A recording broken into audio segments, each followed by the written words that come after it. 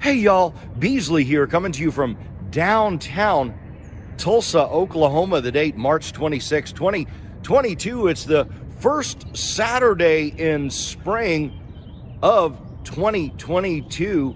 I am down here in one of my favorite entertainment districts, the Blue Dome District. There's a lot to see, a lot to do, a lot to explore here in the Blue Dome District. It's going to be a great day. Let's get started. Without any further hesitation, let's go watch the sunrise over the Blue Dome.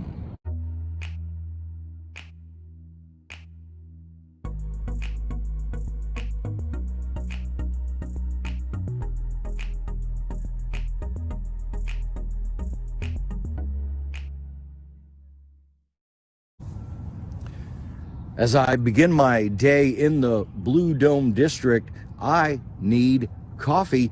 So first stop is going to be Sona Coffee in the 1918 Jacobs Building. This building is a great example of the changing dynamics in downtown Tulsa. Built in 1918 as the Jacobs Hotel, 100 years later, 2018, it became residential space.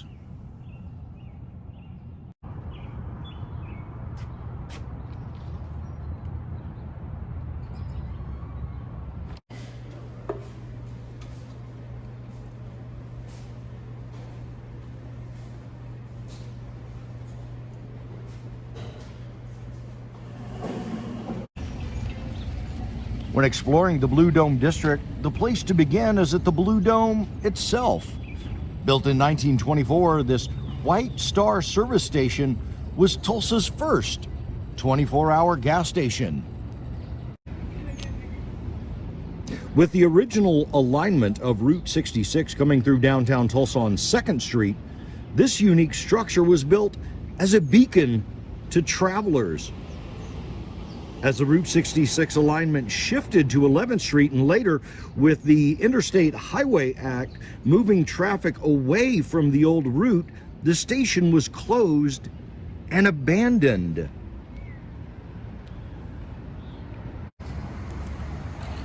"20 years ago, as we began to reimagine our downtown, the service station portion became Arnie's Bar. The Blue Dome itself now recognized as one of Tulsa's iconic buildings. Being on the original alignment of Route 66, Tulsa's Route 66 Commission has installed these informational placards about Route 66, about the district, which includes this great picture of the service station from the 1950s.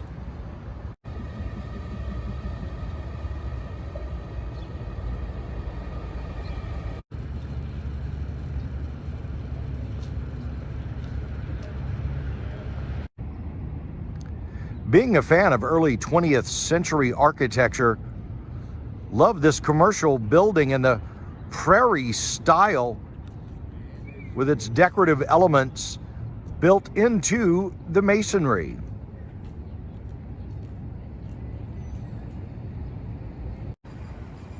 When visiting Tulsa, you'll know you're in the Blue Dome District when you see the street lights that are blue domes.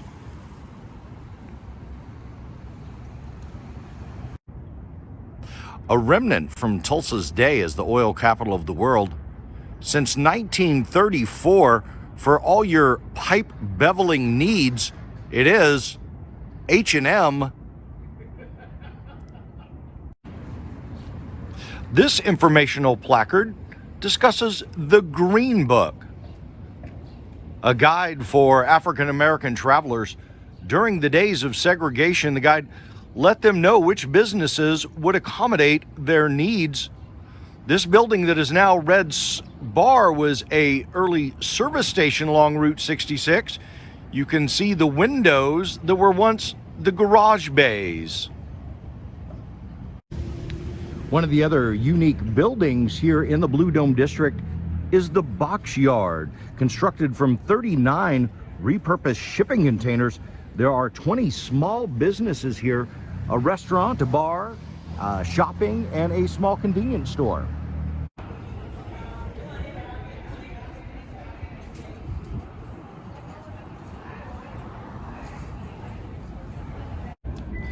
Well, hey, look who it is.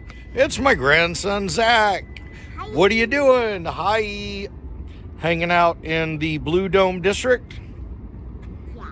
Okay, let's go look for some stuff. Okay. A lot of ghost signs to see in the Blue Dome District alongside newer murals. This, of course, Tulsa's own Leon Russell. We've talked before about his church studio on 3rd. As we pan across the parking lot, there is Wayman Tisdale and the boys of the Gap Band, Greenwood, Archer, and Pine, represented here in the Blue Dome District. This building was constructed in the 19-teens as the Fern Hotel after suffering a dramatic fire in the late 1990s. They scraped off the second floor, and then a number of years later, it reopened as the Dilly Diner. Let's have lunch.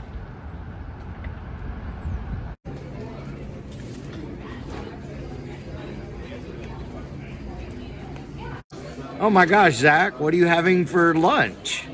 Cinnamon roll. A cinnamon roll for lunch. Yay! And here we have murals on top of murals. And somewhere in this corner is the handprint of my oldest granddaughter, placed here during Mayfest of 2017. Do you need a new Tulsa t-shirt? Do you need some Tulsa gear? Well, this is the place. It's Boomtown Tees.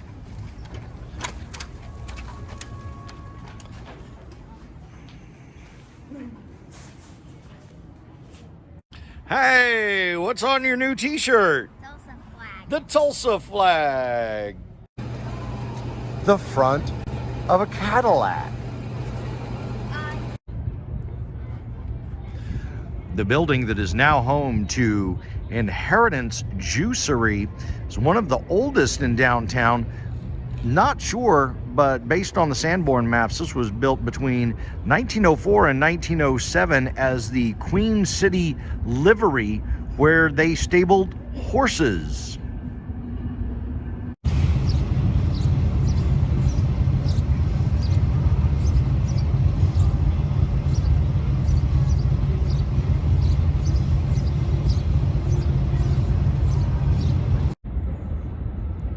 There's a lot going on the side of this building.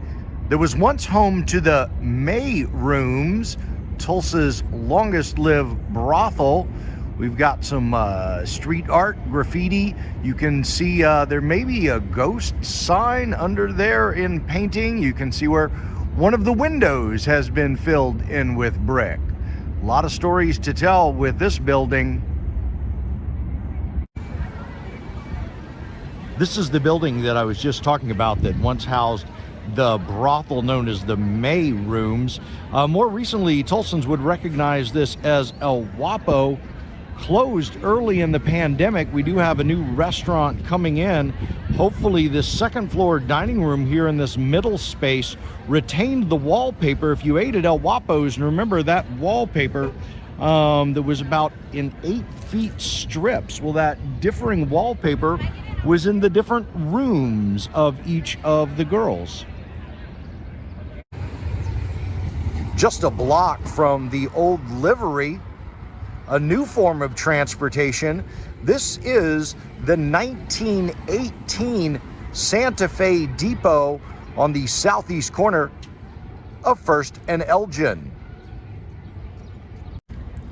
Immediately south of the old Santa Fe Railroad Depot, the first new construction in what is now being called Santa Fe Square, the Hotel Indigo. As we walk between the old Santa Fe Depot and Hotel Indigo, we can see the newest development in Santa Fe Square taking place. We'll get over there in a little while, see if we can see what's going on with that construction. But I'm back here because I really wanted to show these tracks. So when the contractor discovered the tracks of the old Santa Fe Railroad buried under asphalt and concrete, he set some of those tracks to the side, and then when they got to this portion, as they covered it in cement, he placed the tracks back.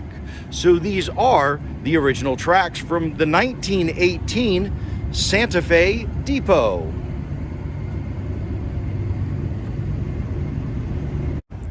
Now at 2nd and Elgin, this lot behind the old Santa Fe Depot was a rail yard for many, many years before becoming a truck yard.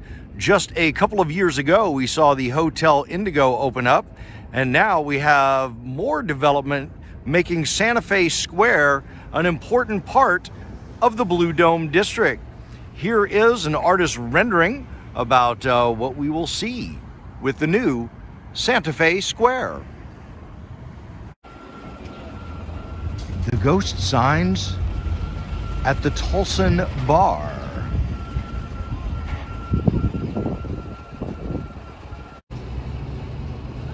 Do you like running, cycling, drinking? Well, no matter what, they've got you covered in the Blue Dome District with Fleet Feet, Fat Tire Bicycles, and Whiskey 918. With cranes in the air, we're looking at the most recent construction here in the Blue Dome District at Santa Fe Square. When this building is completed, there'll be 50,000 square feet of retail space and 200 apartments right in the heart of the Blue Dome District. Hey y'all, I'm back. It's getting later in the day. It's the afternoon. Had to run home, take care of a couple of things, change into some evening wear, but I looked at the pedometer. I'm over 10,000 steps in the Blue Dome District already, and man, am I thirsty. Let's get inside of Arnie's Bar. Since 1956, Tulsans can be found at Arnie's Bar. Nowhere has been more influential in the success of the Blue Dome Entertainment District than McNelly's. Opened in 2004. Prior to McNelly's, after 5 o'clock, there were tumbleweeds rolling down First Street.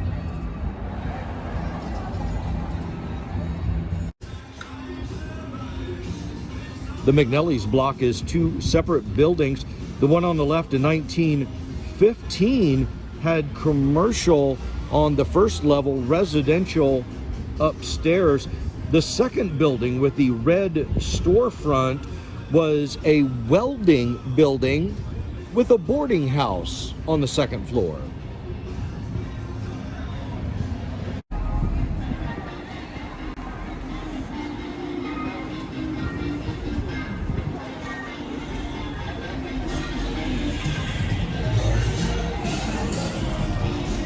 Happy springtime, y'all.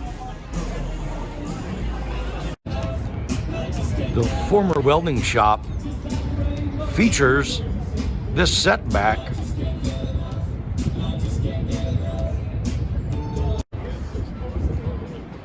The ghost signs of McNelly's.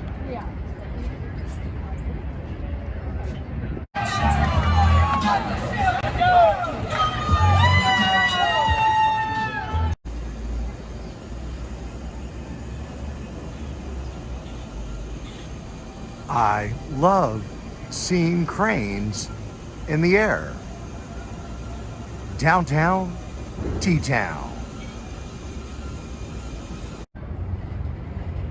At the top of Hotel Indigo, a balcony bar called Roof 66, a tribute to 2nd Street being an original alignment of Route 66. Great place to see a sunset over the Tulsa skyline, so let's do that.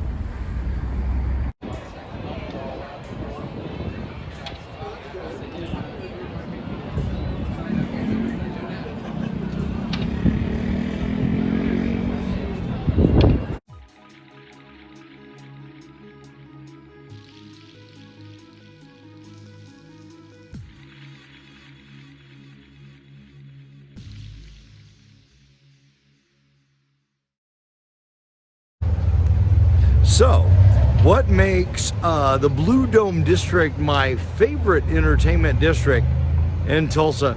I think too often in Tulsa we have entertainment districts that consist of eating and drinking only. In the Blue Dome District, there are lots of options, including the Dust Bowl, our downtown bowling alley. Let's bowl.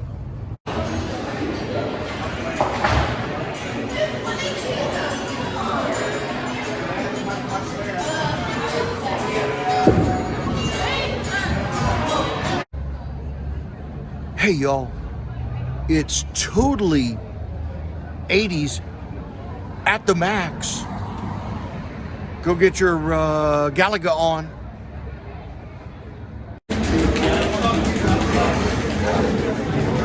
Here we go. Clear 4 screens, clear. I'm going. Oh, full steam ahead. Oh, here we go.